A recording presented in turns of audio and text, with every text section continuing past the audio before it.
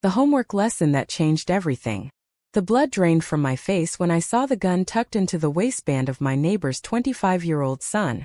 Marcus had just walked into my kitchen where his textbooks lay scattered across my table, and for 3 terrifying seconds I couldn't breathe. My hand trembled against the coffee mug I was holding, and I watched it slip from my fingers, shattering against the floor in slow motion. But what he said next, what he revealed about why he was carrying that weapon, would shatter something far more important than ceramic. It would shatter every assumption I'd ever made about the quiet young man next door. And ultimately, it would change the trajectory of both our lives forever. My name is Eleanor Mitchell, and at 45 years old, I thought I had seen enough of life to recognize danger when it appeared. I'd spent 20 years as a high school English teacher before an incident I'd buried deep in my memory forced me to leave the profession. The secret I carried, the reason I flinched every time I heard a loud noise, the reason I lived alone in this too-quiet house, was something I'd never shared with anyone. Not my sister, not my therapist, not the handful of men who tried and failed to get close to me. That secret was about to collide with Marcus Thompson's truth in ways neither of us could have anticipated. Marcus had moved in with his mother 3 months ago, and Dorothy Thompson had mentioned he was struggling to finish his degree. "He's brilliant," she'd said, wringing her hands on my doorstep, "but he's been through so much. Would you mind helping him with his writing assignments? You were such a wonderful teacher." I'd agreed, partly because I was lonely, partly because Dorothy's eyes held the same desperate hope I'd seen in countless parents over the years. What I didn't expect was for Marcus to walk into my home carrying a weapon, or for him to look at me with eyes that held more pain than any 25-year-old should possess. "Mrs. Mitchell," he said calmly, noticing my frozen posture and following my gaze to his hip. He slowly pulled out the gun. I watched, paralyzed, and placed it on my counter. "I should have left this in my car. I'm sorry. I just came from my security job at the club downtown." My breath came rushing back. Security. He worked security. But the fear that had gripped me was older than this moment, deeper than a simple misunderstanding, and Marcus's sharp blue eyes saw right through me. "You're shaking," he observed, his voice dropping to something gentler than I'd expected from someone his age. "And not because of me. Something happened to you." I should have denied it. I should have laughed it off, offered him coffee, and redirected our attention to his essay on criminal justice reform. Instead, tears I hadn't cried in 15 years began streaming down my face, and I found myself telling this young stranger the secret that had poisoned every relationship, every career aspiration, every hope I'd held for my own happiness. If this story is already gripping you, imagine what comes next. Hit that like button and subscribe so you don't miss any of our emotional stories. 15 years ago, I was Mrs. Mitchell, beloved English teacher at Roosevelt High School. I was 30 years old, married to a man I thought I loved, and pregnant with our first child. One Tuesday afternoon in May, a former student named Derek Hartley walked into my classroom with a hunting rifle. He'd failed my class 2 years prior and blamed me for ruining his college prospects. What happened in the next 4 minutes would destroy everything I held dear. Derek didn't shoot me. What he did was worse in some ways. He made me choose. There were 3 students in my classroom that day. 2 girls working on a drama project, and a boy named Timothy who'd stayed for extra help. Derek put the rifle to Timothy's head and told me I had 60 seconds to decide which student would live. He said I'd ruined his life with my red pen, so now my pen would sign someone's death warrant. The police arrived in 47 seconds. Derek was tackled, no shots were fired, and everyone walked out physically unharmed. But the trauma, the way those children looked at me afterward, the lawsuit Derek's parents filed against the school, the blame that spread like poison through the community, ended my teaching career. 2 weeks later, the stress triggered a miscarriage. My husband left within the year, unable to cope with the ghost of the woman he'd married. I had never told anyone the full story. Not the media, not the counselors, not the lawyers. I certainly had never told a young man I'd known for 3 months while correcting his comma splices. But Marcus listened. He didn't offer platitudes or false comfort. When I finished, he simply said, "I understand more than you know." And then he told me his story. Marcus Thompson had served 3 tours in Afghanistan before his 24th birthday.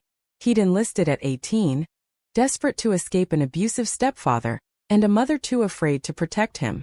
In the mountains of Kandahar, he'd watched his best friend die in his arms, a death that had been his fault, he believed, because he'd hesitated for 2 seconds when he should have fired. "That's why I'm finishing this degree," he said, his eyes distant. "Criminal psychology. I need to understand why people do what they do. Why my stepfather hit us. Why Derek Hartley walked into your classroom. Why I couldn't pull the trigger when I needed to." He looked at me then, and I saw something I hadn't seen in my own mirror for 15 years. Recognition. We were both haunted by moments of powerlessness, both carrying guilt that didn't belong to us, both trying to rebuild lives that had been shattered by violence. "Mrs. Mitchell." "Eleanor," I corrected softly. "If we're sharing war stories, you can use my first name." A hint of a smile crossed his face. It transformed him entirely, softening the hard edges of his jaw, bringing light to those haunted blue eyes. "Eleanor. That's a beautiful name. Old-fashioned. Did you just call me old?" He laughed. A real laugh, surprised and genuine. "I called your name old-fashioned. There's a difference. You're—" He stopped himself, a slight flush creeping up his neck. "I'm what?" I challenged, feeling something stir in my chest that I hadn't felt in years. It was inappropriate, I knew. He was 20 years younger than me, my neighbor's son, my student in an informal sense. But there was an electricity in the air between us that had nothing to do with age and everything to do with two souls recognizing each other. "You're remarkable," he finished quietly. "I've watched you for 3 months. The way you move through your garden like you're dancing. The way you leave food on our porch for my mom when you think no one's looking. The way you actually listen when I talk about my assignments instead of just correcting my grammar." He paused. "I've never met anyone like you." My heart was pounding. This was dangerous territory. "Marcus, I'm old enough to be your mother."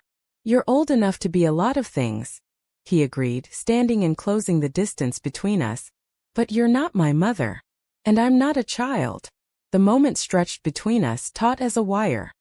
His hand rose to my face, hovering just above my cheek without touching. I could feel the heat of his palm, the electricity of almost contact. And then my doorbell rang. Dorothy Thompson stood on my porch, her face tear-streaked and terrified. Behind her stood a man I didn't recognize, tall, thick-necked, with the dead eyes of someone who had long ago stopped caring about consequences. Marcus's stepfather. "Richard." "Well, well," Richard drawled, pushing past Dorothy and into my home. His gaze swept over the scene. The shattered coffee mug still on the floor, Marcus and me standing too close together, the gun sitting brazenly on my kitchen counter.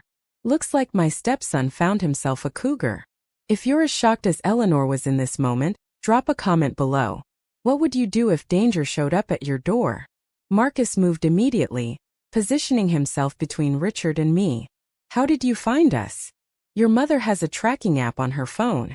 Same one I installed when we were married. She's not as clever as she thinks." Richard's smile was cruel. "Neither are you, boy.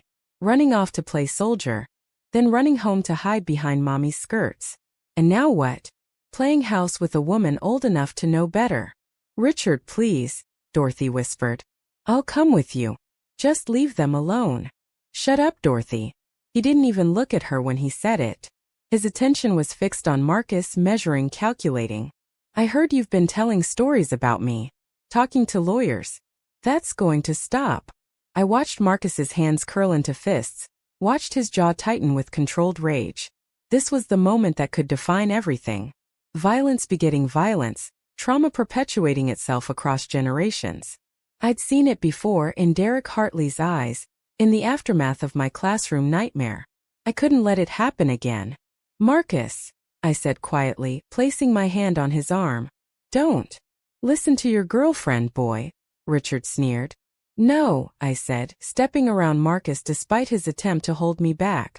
"Listen to me, Richard. I spent 20 years teaching teenagers, and I've dealt with bullies far more intimidating than you. Here's what's going to happen. You're going to turn around and walk out that door.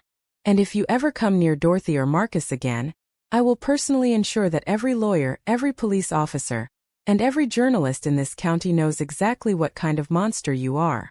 Richard's smile faded. "You don't know what you're dealing with." "Actually, I do." I held up my phone. I've been recording since you walked through my door. Illegal entry, intimidation, witness tampering. That's before we even get to what Marcus has documented about his childhood.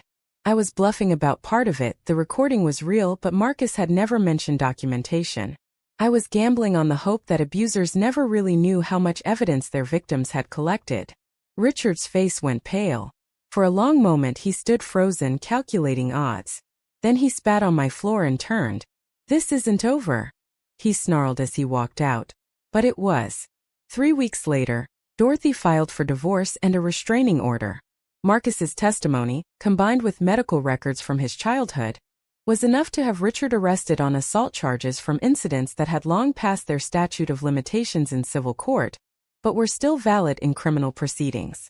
The monster who had shaped Marcus's nightmares was finally facing consequences. What happened next surprised everyone, including me.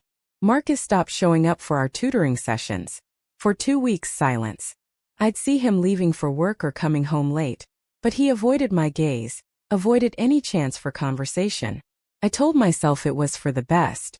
The moment between us before Richard's arrival had been born of emotional intensity, nothing more.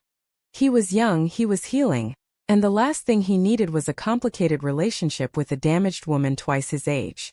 But that logic didn't stop me from lying awake at night, replaying the almost touch of his hand on my face. It didn't stop me from feeling the absence of him like a missing limb. On the 14th day, I found a letter in my mailbox. Handwritten, which no one did anymore, on heavy cream paper. "Eleanor, I've been trying to write this for 14 days. 7 drafts are in my trash can. For someone studying criminal psychology, I'm remarkably bad at understanding my own mind. I've stayed away because I'm terrified. Not of Richard, that chapter is closing. I'm terrified of you, of what I feel when I look at you, of what it means that you're the first person I've ever told my whole story to, of the way you stood up to a dangerous man for me when no one ever has before. I'm terrified because I'm 25 years old and falling in love with a woman who probably thinks I'm too young to know what love is. You asked me once what I thought you were. I said remarkable. That was cowardice. Here's the truth. You're the most beautiful woman I've ever known. Not beautiful like magazine covers or movie screens. Beautiful like a sunrise over mountains, like the first page of a book that changes your life, like coming home to a place you didn't know existed. I don't know what any of this means. I don't know if you could ever see me as something other than a neighbor's kid who needed help with homework. But I had to tell you. I've spent too much of my life swallowing truths that needed to be spoken. Yours if you'll have me, Marcus. I read the letter 7 times. Then I walked across the lawn, knocked on Dorothy's door, and asked if Marcus was home. He appeared in the doorway, uncertainty written across his handsome face. For a long moment we just looked at each other. The 45-year-old woman with too many secrets and the 25-year-old veteran with too many scars, both standing on the precipice of something that made no logical sense. "I got your letter," I said. "Yeah." His voice was careful, guarded. And I have some notes." His face fell. "Notes? Of course. You're a teacher. You." "The comma in paragraph 3 is unnecessary," I continued, fighting to keep my expression neutral. "And remarkably bad is a cliché you should avoid. And yours if you'll have me is." "I get it," he said, turning away. "Thanks for the feedback. Is the most romantic thing anyone has ever written to me." I finished. He froze. Turned back slowly. "What?" I reached up and did what he hadn't done 2 weeks ago in my kitchen. I touched his face, feeling the rough stubble of his jaw, the warmth of his skin, the way his breath caught at the contact. "I'm too old for you," I said. "No, you're not. I'm broken. So am I. People will talk. Let them. This is crazy. The best things are." And then he kissed me. Right there on Dorothy Thompson's porch, in full view of anyone who might be watching, with no apology and no hesitation. It was the kind of kiss that rewrites history, that makes you forget every kiss that came before, that promises things no sensible person should believe. When we finally broke apart, I was breathless and he was grinning, that sharp, witty grin that had become my favorite thing about him. "For an English teacher," he said, "you're remarkably bad at objections. Shut up and kiss me again." He did. If this love story is touching your heart, Share it with someone who needs to believe in second chances. And make sure you're subscribed so you don't miss part 2 of Eleanor and Marcus's journey. 6 months later, I was standing in front of a classroom again. Not a high school, I wasn't ready for that, and maybe I never would be. But the community college's adult education program had been looking for someone to teach English composition to non-traditional students, and Marcus had convinced me to apply. "You're too gifted to hide in your garden forever," he'd said, wrapping his arms around me from behind as I stared at the application on my laptop screen. "Those students need someone who understands what it's like to start over. Who better than you?" "Who better?" I'd agreed, leaning back into his chest. "That's grammatically questionable, by the way. My English teacher must be slipping. Your English teacher is going to make you sleep on the couch. Worth it." He'd been right, of course. Teaching adults, veterans finding new careers, single mothers returning to school, older workers adapting to new economies, was entirely different from teaching teenagers. These students wanted to learn. They'd chosen to be in my classroom. And every time I looked out at their faces, I saw pieces of Marcus, pieces of myself, pieces of everyone who had ever had to rebuild their life from rubble. Marcus graduated with honors that spring. His thesis on the psychology of domestic violence was published in a regional journal and caught the attention of a victim advocacy organization. They offered him a position as a counselor, working directly with survivors of abuse. He took it without hesitation. "I used to think my past was a prison," he told me the night after his first day at work. We were on my back porch watching fireflies dance in the garden, his hand warm in mine. All those years in that house with Richard. All those nightmares from overseas. I thought it would drag me down forever. And now I think it was preparation. Everything I survived made me able to understand what my clients are going through. Made me able to help them."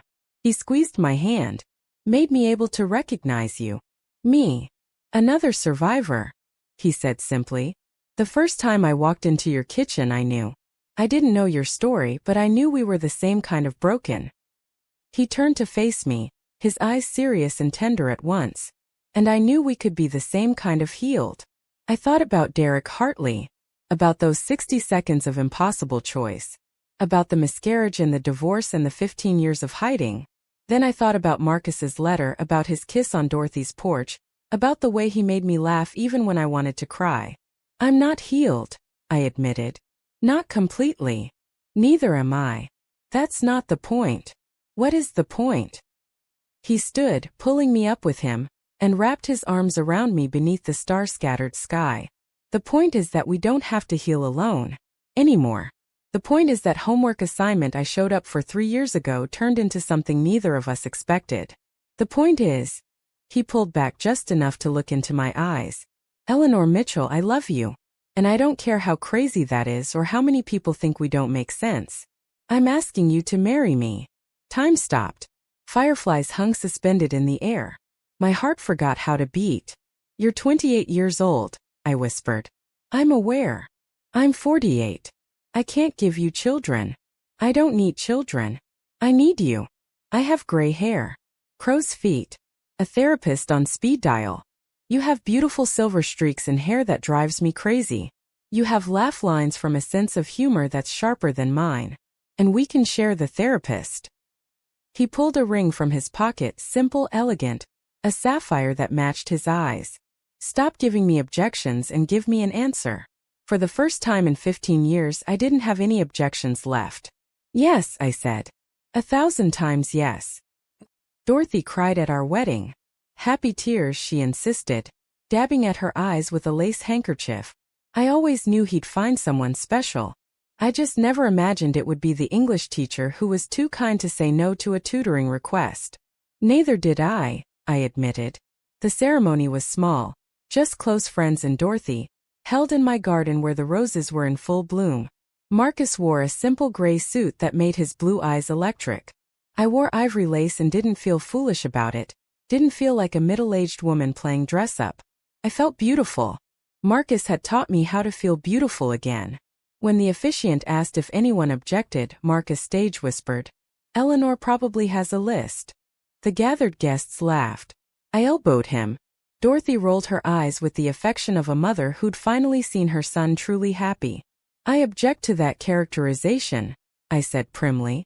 I'm extremely agreeable. You argued with me for 3 weeks about font choices for the invitations. Times New Roman is a perfectly acceptable font. It's boring. It's classic. You're both ridiculous, Dorothy interrupted. Get married already. We did. The reception was simple. Good food, better wine, and dancing beneath string lights as the summer sun set. Marcus held me close during our first dance, swaying to a song he'd chosen specifically because it made me cry. In a good way, he insisted. Do you remember? He murmured against my hair. What you said the first day we really talked? After I saw the gun and you told me about Derek. I said a lot of things that day. You said you'd spent 15 years hiding from life. That you'd convinced yourself you were safer behind walls. I nodded, the memory still tender even now. I want you to know, he continued, that I see you. Not the walls, not the hiding. I see the woman who stood up to a monster for me, who gave a damaged kid a chance to prove he wasn't defined by his worst moments, who taught me that love doesn't have an age limit or an expiration date. Marcus. Let me finish. His arms tightened around me. I know people think our relationship is strange. I know my mother worried at first. I know your sister still gives me suspicious looks at holidays. She's warming up to you. The point is, none of it matters. You're my person, Eleanor.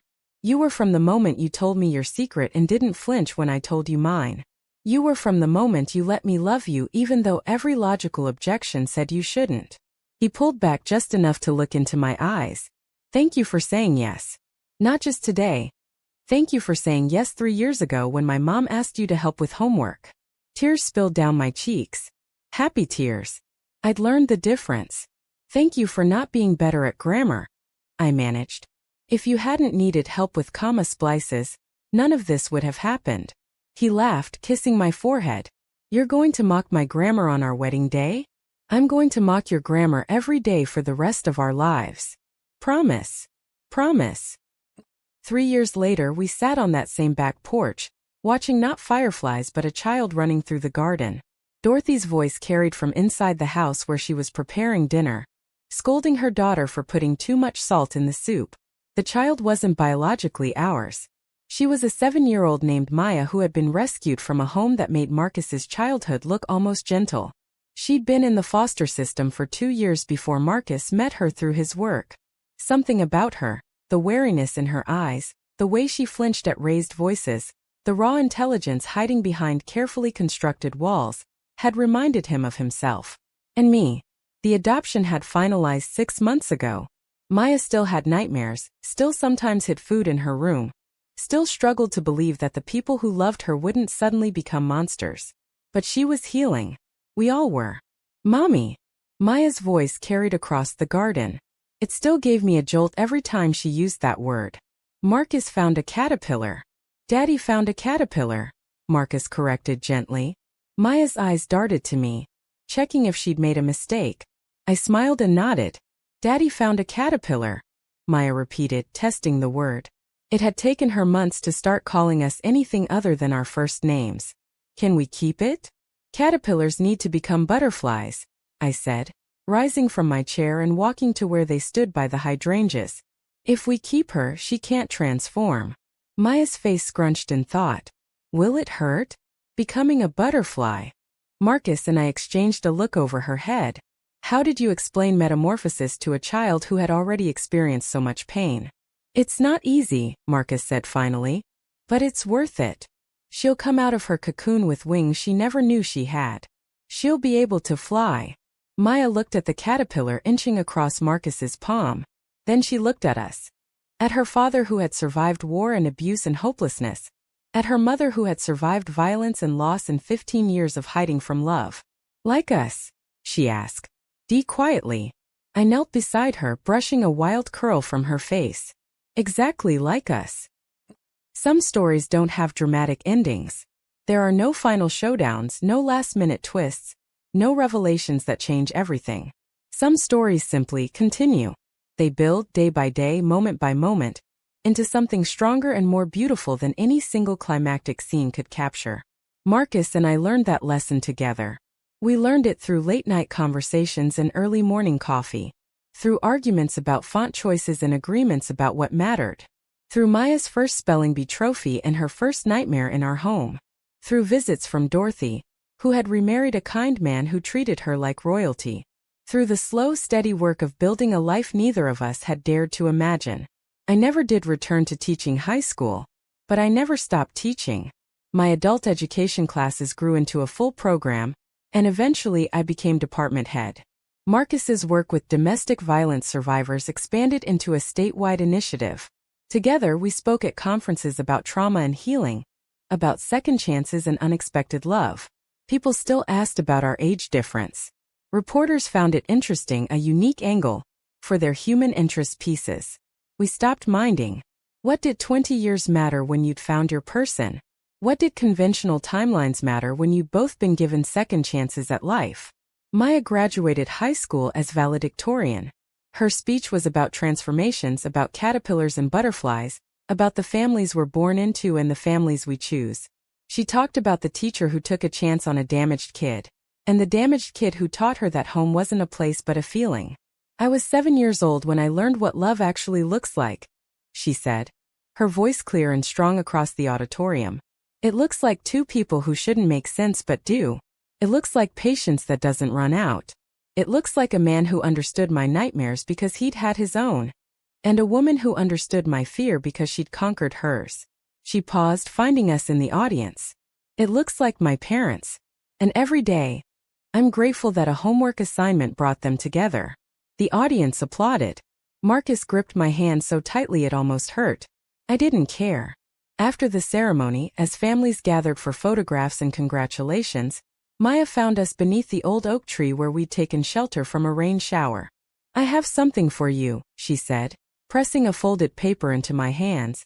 I opened it to find a letter, handwritten on heavy cream paper, just like the one Marcus had written me all those years ago. Mom, I know words are supposed to be your thing, but I wanted to try. I wanted to tell you what I couldn't say in the speech because I would have cried too much to finish. Asterisk, you saved my life. Not dramatically, not in one big moment, but every day in 1,000 small ways. You showed me that damage doesn't define us. That love can grow in unexpected places. That it's never too late to transform. Asterisk. Asterisk, thank you for saying yes. To Dad. To me. To a life that probably looked a lot messier than the one you imagined. Asterisk. Asterisk, you're not just my mother. You're my hero. Asterisk. Love always. Your daughter. I couldn't speak. Couldn't see through the tears flooding my eyes. Marcus wrapped one arm around me and one around Maya. The three of us standing together beneath the ancient oak while the world celebrated around us. You know, Marcus said softly, if you hadn't helped me with that homework assignment, none of this would exist. I know, I managed. Makes you think about all the small choices that lead to big changes. All the moments that seem ordinary but aren't. What are you saying? He looked at Maya, then at me, his blue eyes still sharp and witty but softer now, seasoned by love and loss and everything in between. I'm saying thank you. For the homework help.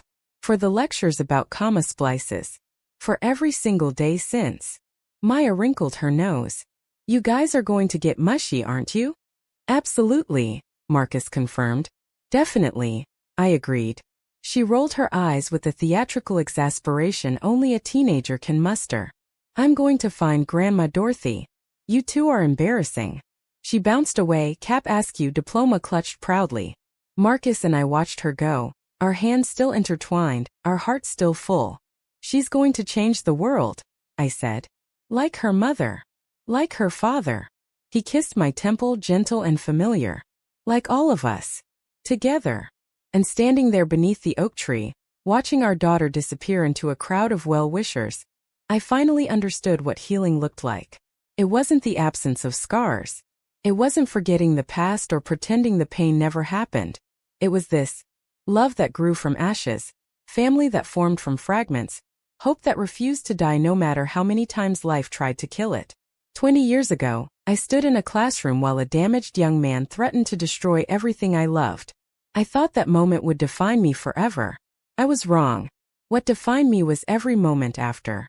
the courage to try again, the willingness to be vulnerable, the homework assignment that brought a veteran into my kitchen, and love into my life. Some people call our story unlikely. Some call it inspiring. Some call it proof that the universe has a sense of humor. I call it exactly what it is. A reminder that the best chapters of our lives often begin when we think the story is already over. If this story touched your heart, if it reminded you that second chances exist and love has no expiration date, then do me one favor. Share it with someone who needs to hear it. Subscribe to this channel so you never miss a story about ordinary people finding extraordinary love. And remember, whatever chapter you're in right now, even if it feels like the ending, it might just be the beginning of something beautiful. Thank you for watching. Thank you for believing in love stories that don't follow the rules. And thank you always for being part of ours.